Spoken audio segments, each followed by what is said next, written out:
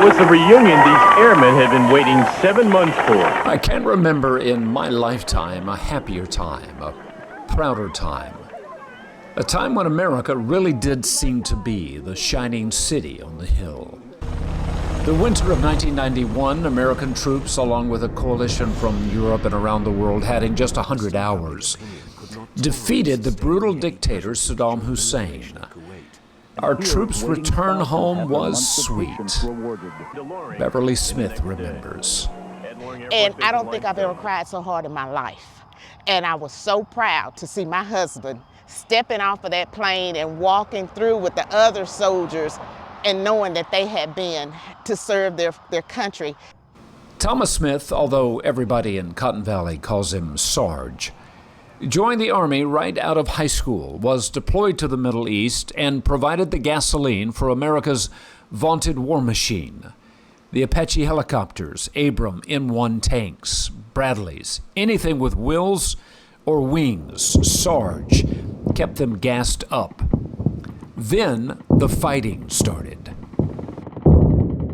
I remember in the background, the artillery rounds going off all over the place. And and it was just, then I realized, I said, man, I'm actually hearing rounds, instead of on TV. Fortunately for Sarge, the combat lasted just a few days. America crushed the best Saddam had to offer, and within weeks, they were on their way home.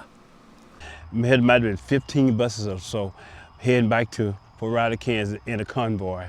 And when we got to that base and saw all the flags and opened that hangar, and people just cheering and crying and laughter, and it just brought a warm feeling to you. Oh man, it's just like, man, I'm back home. His welcome home was much like the welcome home his father must have received. Coming home from the last good war, World War II, a proud Tuskegee airman.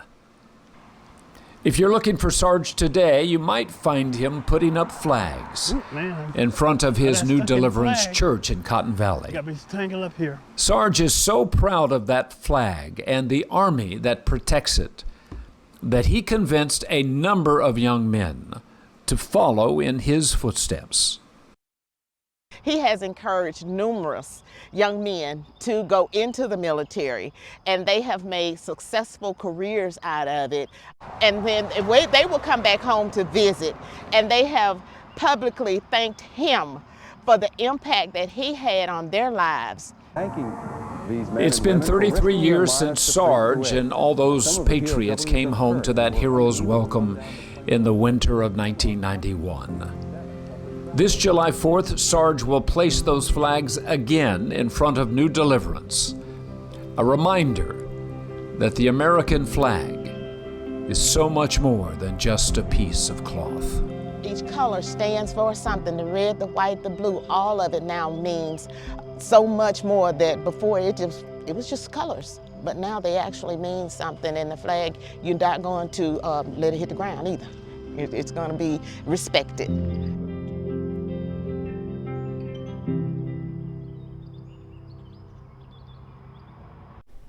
And if you'd like to nominate a Hometown Patriot, go to ktbs.com/hometownpatriot or send an email to hometownpatriot@ktbs.com.